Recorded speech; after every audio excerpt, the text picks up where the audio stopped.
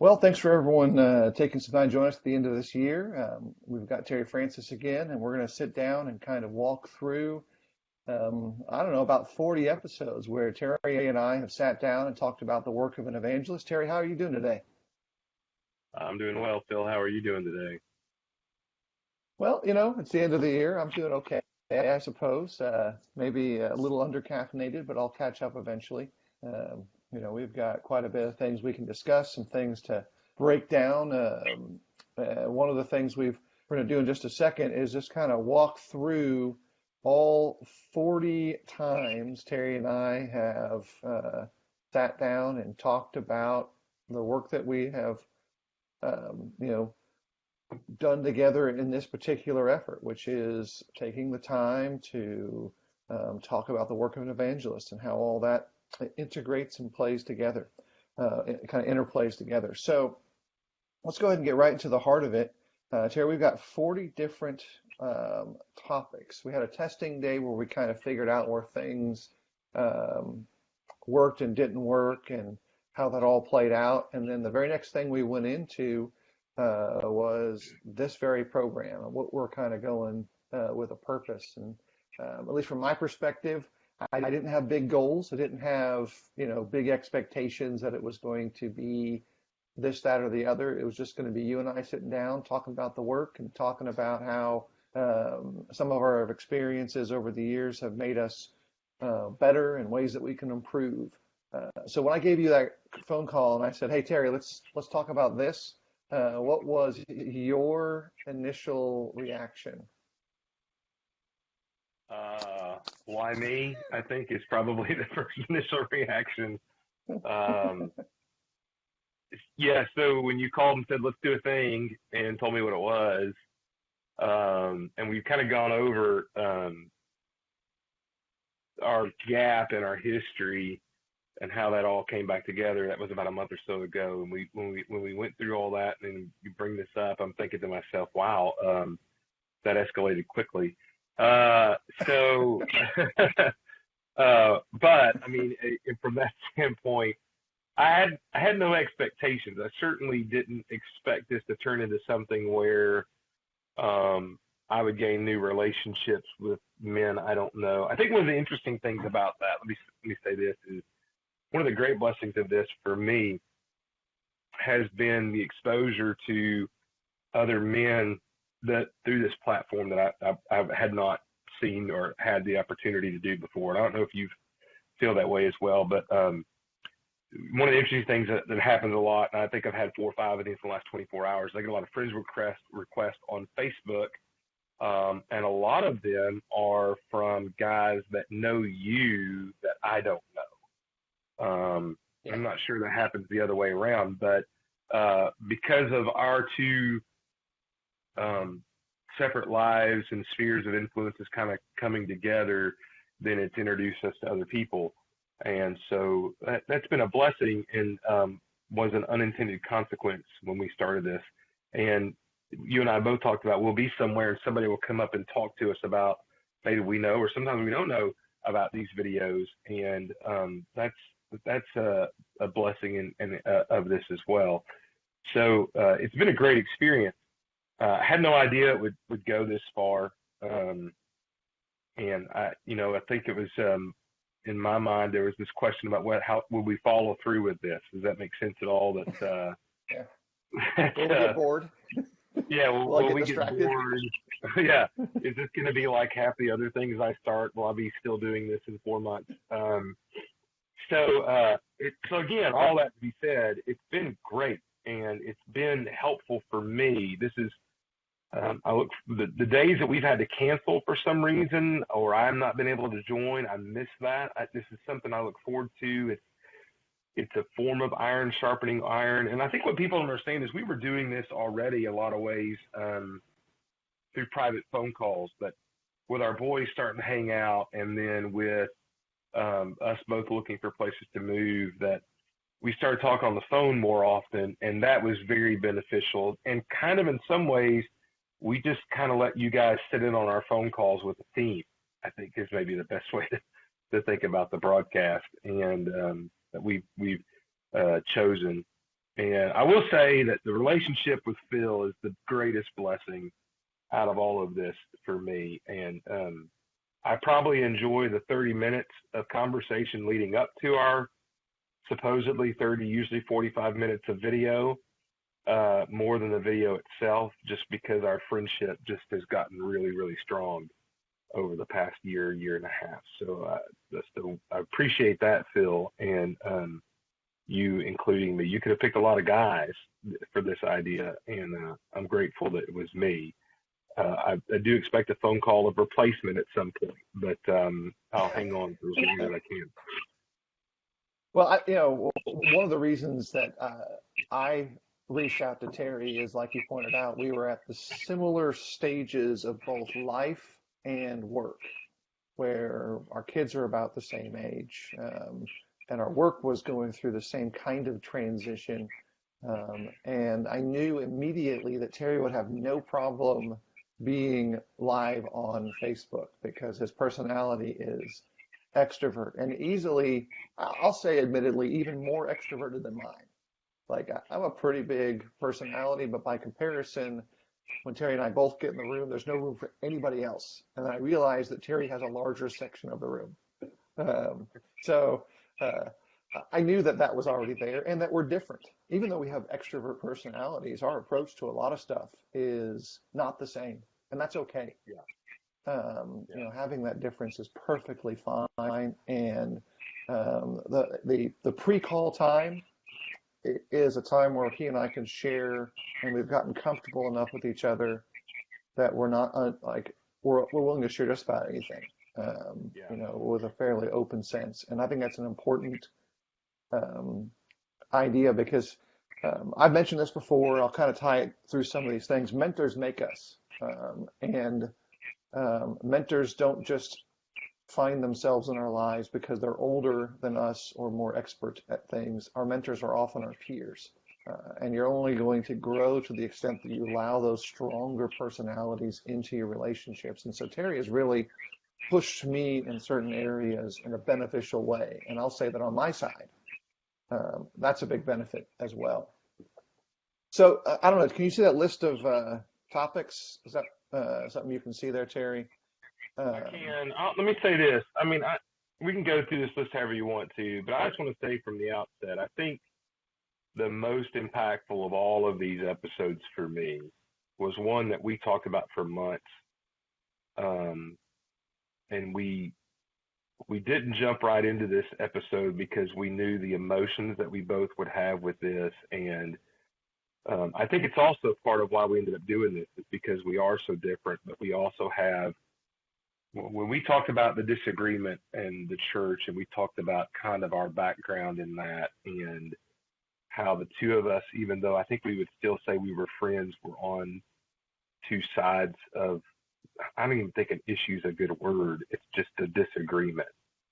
Um, our ability to talk about that openly, not feel the need to be filtered, um, and to deal with that in a way that I think was respectful, by the way, was helpful to me. I don't know about you, but that's the one that sticks out to me. We talked about doing this reflect this once. First thing came to my mind was how I felt healing that was for me, and I hope for people who watched it, or I think that was episode 31, if I remember correctly, um, that we could be open and honest about that, Phil, and I appreciated your honesty about that from being somewhat on a different side of that than me. Um, and I think that's a beautiful thing, and that's the highlight of the year for me. There's a lot of great things I think that we did, but the ability for us to sit down and talk through that and discuss that in a way that I felt we both left with a stronger relationship and with a better understanding, and hopefully with people having a better way to view that. That was by far the most impactful episode for me to do personally. that's certainly. I know that the process behind it for me allowed some transformation to take place. On the standpoint of um, let me understand myself better. Let me understand what Terry experienced better? How does that impact the people who are in our immediate influence areas? And um, in other ways, also just knowing that, hey, look, this is what we did. These were the mistakes from it. Let's not do that again. Let's try to Yeah. move in a way that allows us to have our strong core convictions, but engage in a more healthy environment and really just, mature well on that leadership edge. Because one of the things that has come up as a, not that, and I'll probably agree with Terry that that was probably one of the most, the strongest benefit episodes, if you will, is we've talked a lot about the leadership edge of preaching and shepherding and the relationships that exist in this area. And I think that there's some parts of that that still need to be developed more for Terry and I, for sure. But just generally in the idea of the work of an evangelist, how you lead in that task. And we talk a lot about it. We had Max Dawson come on. We've had a number, and I'll kind of survey real quickly. We've had some friends who are also mentors in various ways who have come and participated in these conversations. We've had Chris Emerson, who we hassle. We've had Andy Cantrell, who we hassle with Chris Emerson, creating the Preachertron 2000, which is the combination of those two most desired preachers. We've had Jared Saltz come on a couple times. Mark Russell came on with you. Steve Wolfgang.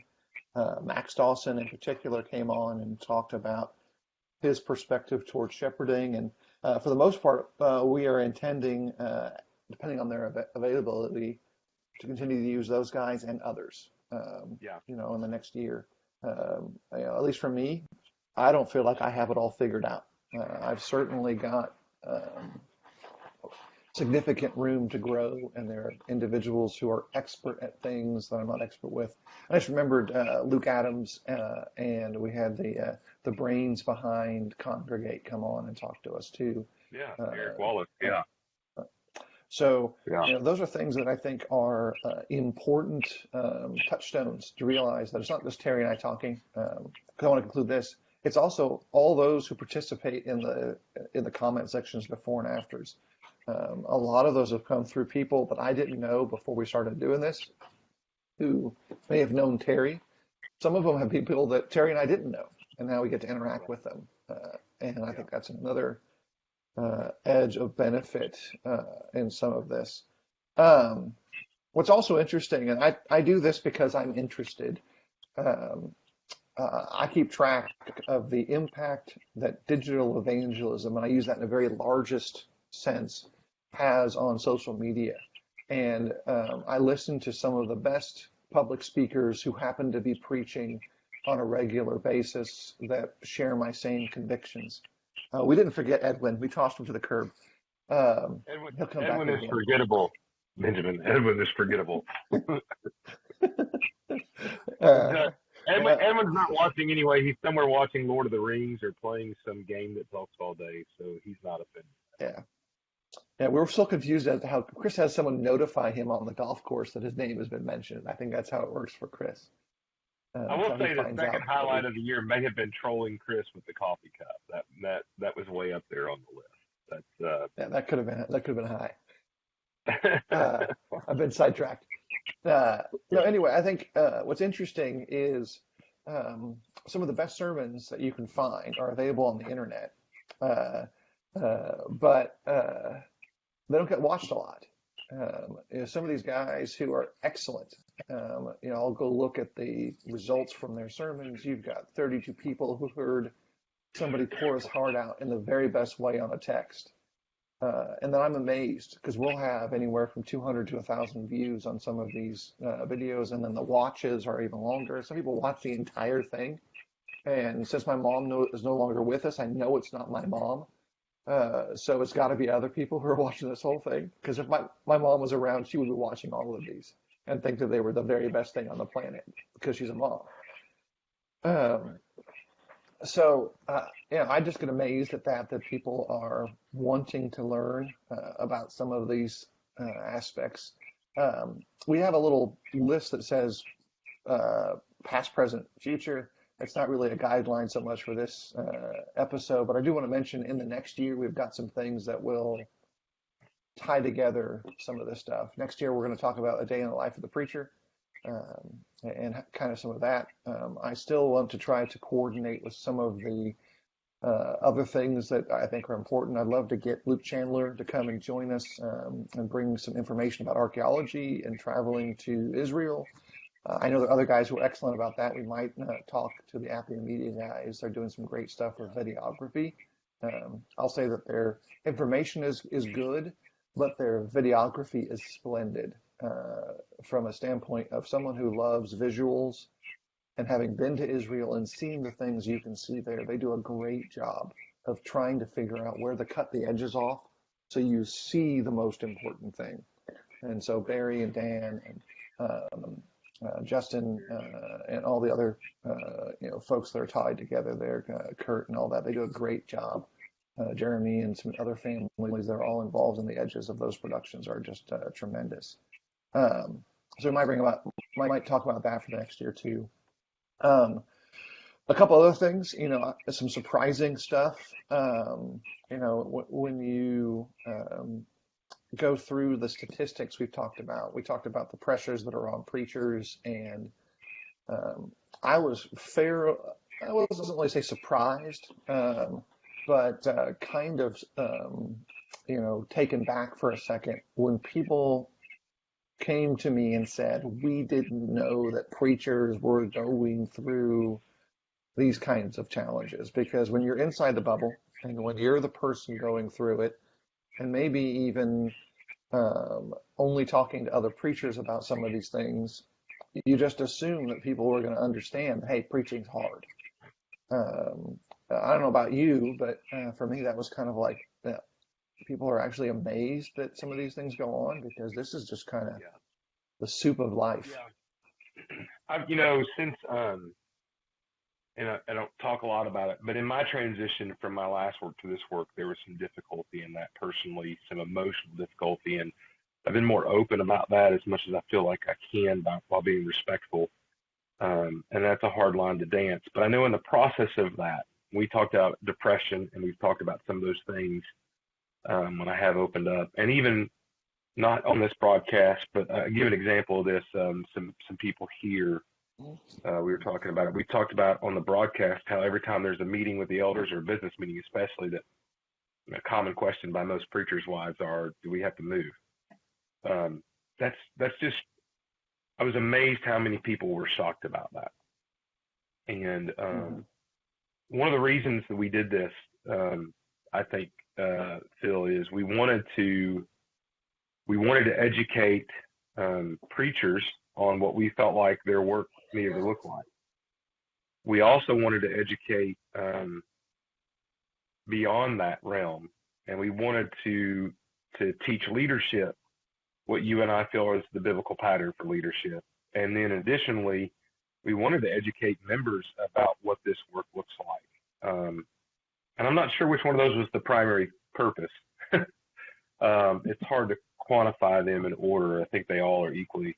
But part of that was, and this is a passion of mine and yours too, protecting the next generation of preachers. When I was going to my first work, my mentor, Wilson Adams, said, make sure you always make the job better for the next guy.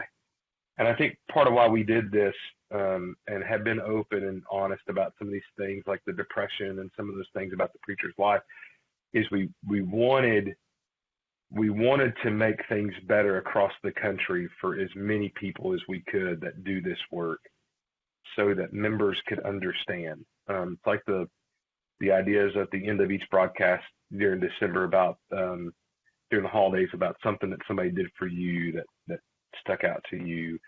I think those are powerful because it was a way of trying to help other people see, hey, you could do something for your preacher that really encourages them. And so I think that to me was shocking.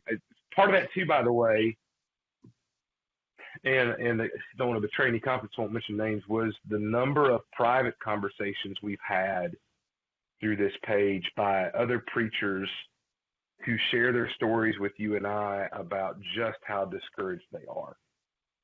And that's troubling to a degree, but but at the same time, it's been rewarding because through this, they found us as an outlet to be able to talk to about that. And I hope that we've encouraged them along the way. So again, that's been a powerful thing as well to do. And I'll say this: I want to, publicly thank my elders. You're one of your elders, so that doesn't really count from your standpoint. But that's a joke, by the way. But I want to publicly thank my elders for being so encouraging about this. And I don't even know if they watch any of these, but they know about them. We've had conversations about my honesty and my openness, and how that I may end up saying some things because, look, some of the things I say about leadership, I'm not sure my elders are always in agreement with, and that's okay. But for their willingness to tolerate that, may be the best word. But not only that, but to encourage me in this has been great. So I feel like it's been a great thing in that. But especially the young guys that may listen to this, we want you to continue to talk to us when you're struggling and when you need encouragement. We want to give that to you. Because we need preachers. We need you. There are too many empty pulpits right now. And we want to encourage you guys to keep doing this work. Yeah. So, I know that all three of the men who have either served as elders at Eastside with me or before I was serving have watched portions or all of the videos at different times. And so I know that because they comment questions and positively to me personally over the time. And so they've certainly been supportive of it and encouraging through it. And the idea of making things better, even leaving places where you didn't want to leave. The difference between Terry and I is Terry was asked to leave, and that's hard. I chose to leave, and that's hard. Each of those things didn't mean that I wanted it to be bad for the next guy. In fact, I wanted it to be better for the next guy. And I don't know if it's the same for Terry, and we talk about this in the work of an evangelist context. I get questions from the members who are still there that I'm still friends with about positive and negative things that are going on with the work there. And one of the things that I strive very specifically to do is to encourage the person to go to the guy who's preaching there now, if they have a question in that realm, and build a relationship with them so that they can understand each other better, and then they'll work together better. Economically, spiritually, intertwining those things is just a healthier position to be in. So I think those are some of the things that certainly fall into the interwoven aspects of practical conversations, doing things that are about how you do a thing, theoretical conversations, why would we do this? How do we do it in the future? What's the reason behind it? Theological questions, etc. They all kind of work together as part of the same group of ideas. Something else that I think, we've talked about some of it, at least specifically when we talked about episode 31. How has doing this changed your work? Has it shifted your focus around a little bit? Are there things that matter more to you now than they used to? We have 40 episodes a year. You've been in Chelsea for about 2 years. What's changed in that area? Anything? Nothing? It's all the same? Well, I mean, I think there's some things that have changed, and not just, you mentioned episode 31. I think some of the things that have changed through this conversations for me is reflecting some of the past episodes would be things like teaching. When we talked about teaching, I think there's some things that really helped me there. There was, I tell you, one of the episodes that really helped me in my work that did change my perspective, by the way, was the one with Andy Cantrell. And not so much because it was groundbreaking, but because I found the way Andy presented it to be so simplistic and easy to understand. That those are some things that I've shared with the work here, and um, I think you talk about the present and what we're going to do next year. I think for sure we need some more Andy Cantrell time in that area. Found that, and I hate to say this, but Salts is really some of the conversations with Salts, both on here and even privately, have really impacted me and changed the way I look at some things. And I'm not sure. I knew Jared. We were Facebook friends for a while, but I would Hmm. consider ourselves to be actually friends. And a lot of that, I think, is more through this broadcast, and that's impacted my teaching and understanding some things. Jared's one of those guys I don't always agree with, but he always makes me think, and I'm appreciative of that. So when you think about how things have impacted my work, those things kind of stick out in my mind. As far as the about the disagreement, um, I'll say that the way that's changed my work probably was already changed a little bit, but I am far less hesitant to draw lines of me versus somebody else than probably previously. I think that episode helped a little bit with that too.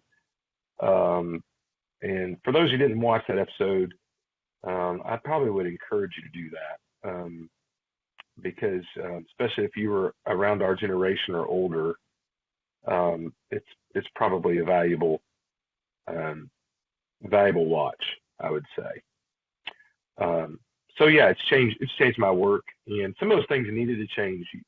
It's I've been pretty open. You mentioned earlier that I was asked to leave where I was at in Collierville, and I've been pretty open about the fact that a significant part of that was my fault. That was due to some years of not being as disagreeable as I should be. So, or not being as agreeable. Excuse me. I was more disagreeable than I should be.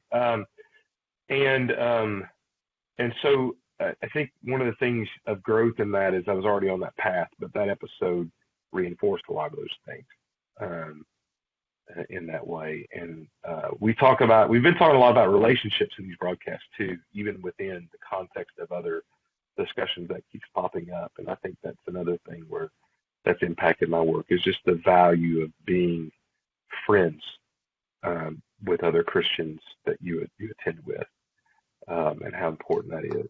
Um, and I will say, for those who don't know, one of the challenges for that for preachers, and I think Phil can agree with this, is because it is somewhat of a traditionally transient job. Um, a lot of guys, we don't. It's very unusual still for somebody to stay somewhere for 30 years. I mean, there's the Mark Russells and the Gary Sandusky's of the world, but those are oddities. My 11 years in Memphis is considered to be a lengthy term. Um, Hmm. and I think your time in Cookville, that was a long stay. Um, the fear is if you get too close to people, then when you leave, there's a lot of pain because it's like a divorce, um, and you're losing part of your family. So that's one of the challenges to that, by the way, for us, for those who don't realize that, more so than I think the typical member in that aspect. And I think for Phil and I, because of our transitions, that was even more prevalent in our minds in some ways. And so it's been good to talk that through, even publicly. Yeah. So, Um, yeah. Dominic Venuso, who preaches up in the north, commented recently. He saw one of the broadcasts that he took one little single takeaway from it. He was talking about planning out your sermons, and he started using Excel. And I think um, for a lot of the different bits and pieces of our conversations, it's all the small details yeah, where someone will mention one little thing, and small things don't necessarily mean that they're not valuable things. And so there have right. been a lot of little small tidbits. I tend to take tens of notes in the course of our conversations and then sit and reflect on them and try to ask myself, okay, what are the things that were really, really important for me to know and to see and to understand? Um, you know, so in all of that, there's been some great stretching moments. Um, that come from all across the spectrum of these various guys. And even when I couldn't be live on the broadcast, I've tended to watch every single episode as soon as I could. And I even watched one of the episodes when I was sitting on a bus in Israel just because it seemed like the right thing to do. We were Yeah. in the middle of nowhere in the wilderness, so let's see if I can hop on and at least be present for part of that because I wanted to catch those small details. For me, there's been some changes in approach to things. Just the process of the conversations, talking to Max Dawson, talking to Steve Wolfgang, talking to a lot of the other participants have really been eye-opening about different things. And I don't always agree. Sometimes I look at it and go, yeah, I'm not so sure that would work for me. And that's another part that has been really interesting is to notice how people can get very different results or sometimes the same result by using either the same method, different results, or vastly different methods get that same outcome. So I think there's some good there that's certainly been accomplished in the course of all of this. Um, I wanted a to couple say one questions of the I'm things going that to, oh, go ahead. let me say this real quick. One of the things I've really benefited from, I was trying to go back and find an example of this, but I've really benefited from a lot of the comments that people make during the broadcast. I think that needs to be pointed out too, is that there's there's there's been several times where somebody has said something that, and one particular, I remember Chris Emerson. I hate to give him a bone like that, but he made a comment one time that I can't find to quote, but I think it was about dealing with criticism, if I remember correctly, that I thought was really beneficial to me. And so I think that's a thing I want to point out is just the appreciation to the people who watch live and are willing to comment. That's always been encouraging. Some of you said some really, really good stuff that has really helped us in our broadcast. So we'd like for you to continue to do that. Yeah. And we try really hard not to ignore comments, to get right on top of them. If we don't know you really well personally, we're not going to hassle you. But if Yeah, we do know you really well personally, we're going to hassle you. I think that's just something that needs to be, um, yeah, laid out there. Um, One thing I wanted to point out, from time to time we get requests to see these things in other formats. Typically once a month, I'll take all of the Facebook Live videos and put them on YouTube. So folks who don't want to use Facebook Live, if you want to share it to your friends, there's a YouTube outlet for this. We're probably going to put most, if not all of these episodes on the podcasting app at some point. Probably first to use Apple Podcasts as an aggregator, but they'll be available in other ways. Probably a direct link on a website soonish. This is a side project, not a main project, and so it gets relegated to the back of my to-do list on a weekly basis because there's things that I've prioritized above it.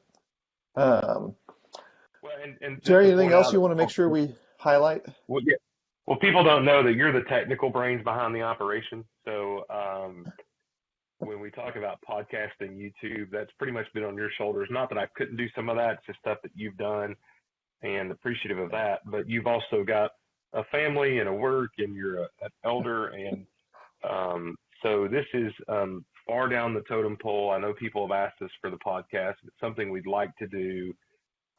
We're just still, for lack of a better description, we're just still trying to figure out how to make that the easiest way possible so it's not so time demanding for either one of us. I'm open to unpaid interns, Yeah, yeah, absolutely. Yeah. just as much as I'm also open to paid sponsorships.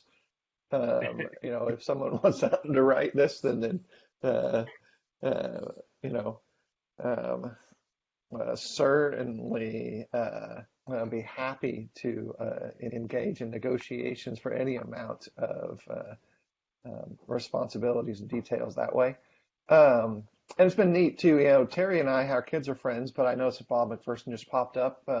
Bob's boy Zach is a friend of our boys too, and so Yeah. he entered into the work of preaching at a different point in his life journey, and getting to know him, even though I know a chunk of his family already, has been another side blessing that doors open up. And I think there's some connections there that are just beneficial across the board. I'll say this particularly to those who I've met solely through this series of conversations. Each of you have been an encouragement to me. Even when you bring me stories, information that is challenging to you, and it seems like you're just unloading all of the angst and pain, um, it's encouraging to me in this sense that at the end of those conversations, we get to be stronger together. That we understand both from our different perspectives as evangelists that we're not alone in the work. And I know that for me personally over the years, that's always been a point of difficulty with very limited perspective of saying, can this get better? Will this get better? How can I make this better? And so when I can reach out and encourage somebody, that makes my attitude, countenance, enthusiasm rise back up again. And so I really appreciate those open doors that folks have allowed Terry and I both to be part of. Because basically, when you message, do the work, you're messaging essentially just Terry and I. And we try to Right. respond as quickly as we can. Yeah, let me say that Um, in the future, if there's things that you want us to talk about, and we say this all the time, but maybe I want to say it a little differently. I think all of us have things we would like to have talked about that we're afraid to bring up, or maybe we're afraid of how messy that conversation will be. I think Phil and I, through this, have learned we're not as afraid of some of those conversations as maybe traditionally some people are. I'm not saying we would do any topic, but I think we're wide open on the possibilities there, and yeah. that we could do so in a I think respectful way, but also a helpful way.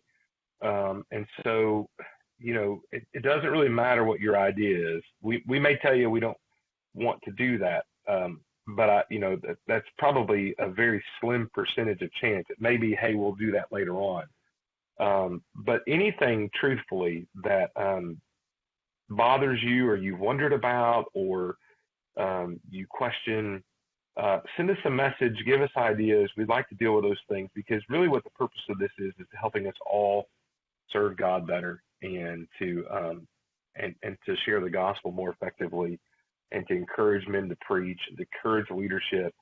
And so there's hanging questions that are just looming out there. We want to deal with those. And we want to kind of deal with those in a way that helps.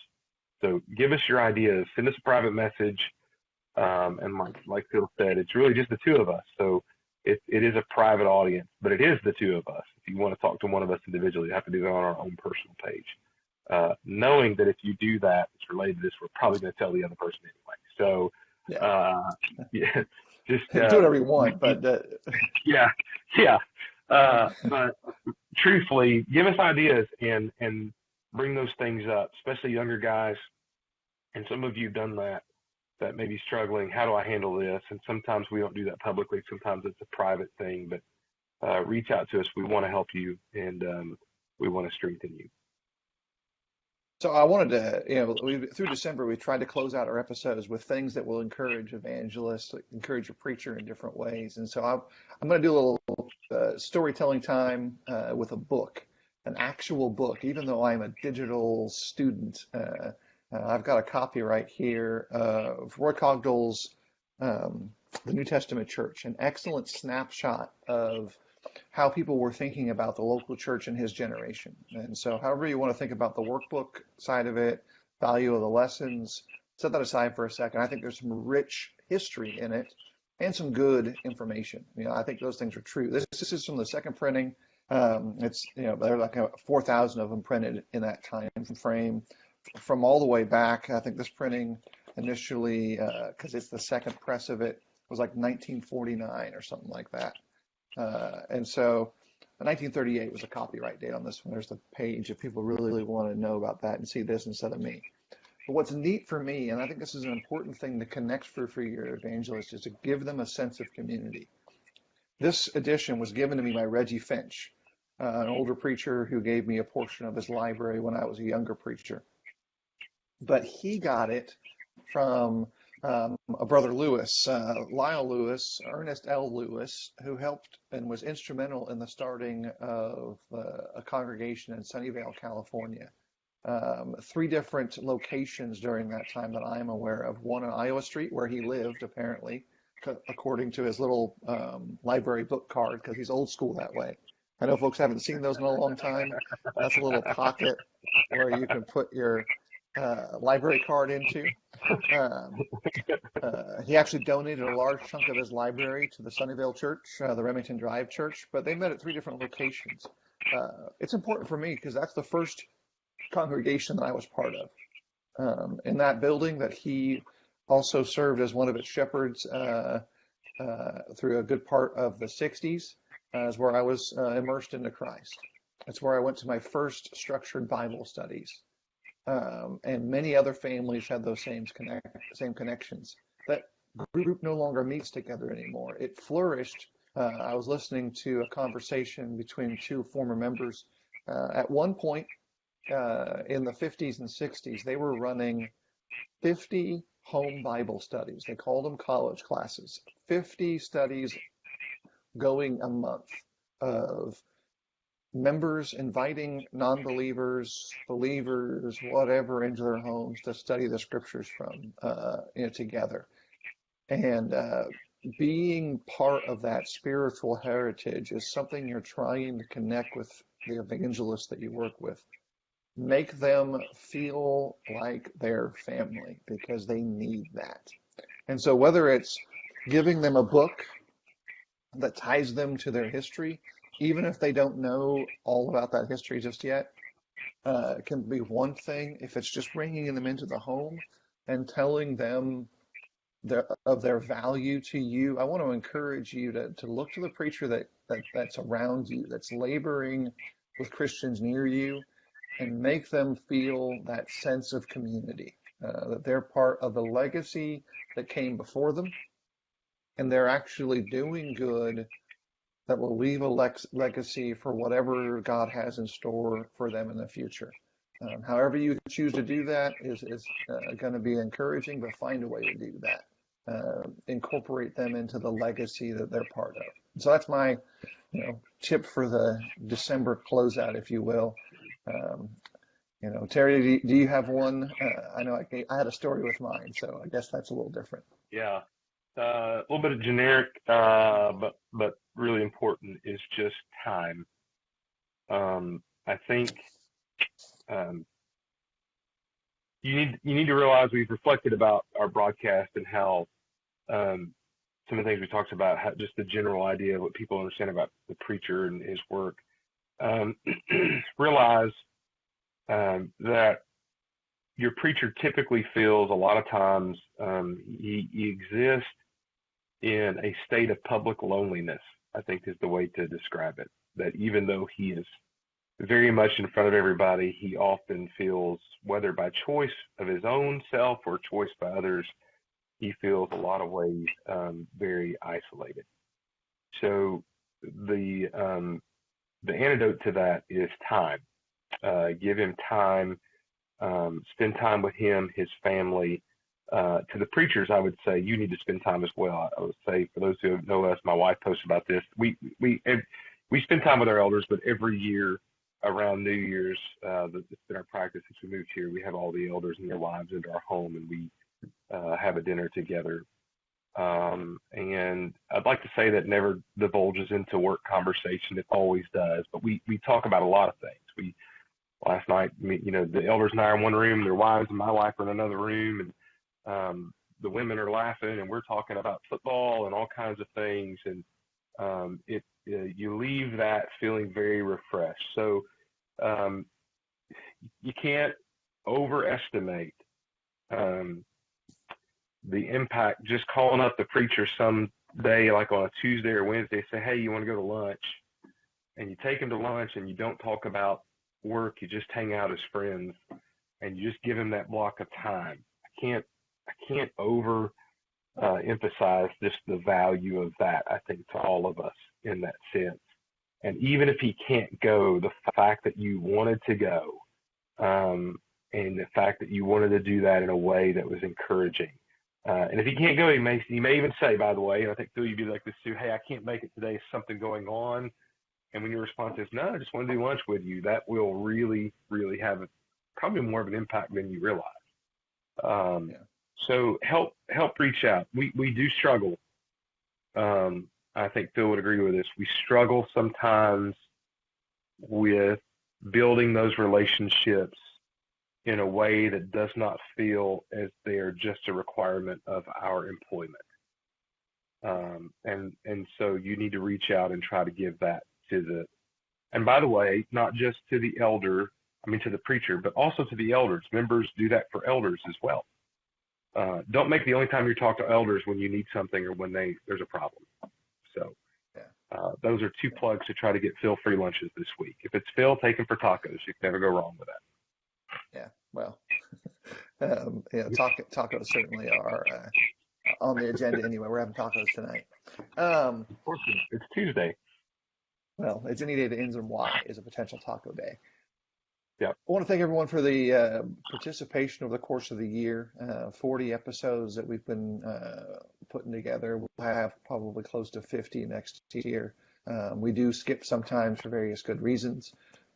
Terry and I will both be in Florida together in February. Depending on our interest level in the lecture of the day, we may or may not be live on that Tuesday. It depends how good a job Jared does. If he's really put in his work and he's going to have a good lecture, then we'll be there doing that. But beyond that, the next year looks great. A lot of stuff that we've got on the table that I think will be encouraging to everybody else. Thank you, everybody. As always, we kind of close out with like, comment, share, ask questions, do the best you can. And we're praying for the good to come from your work. So everyone have a great day. Take care. Thank you.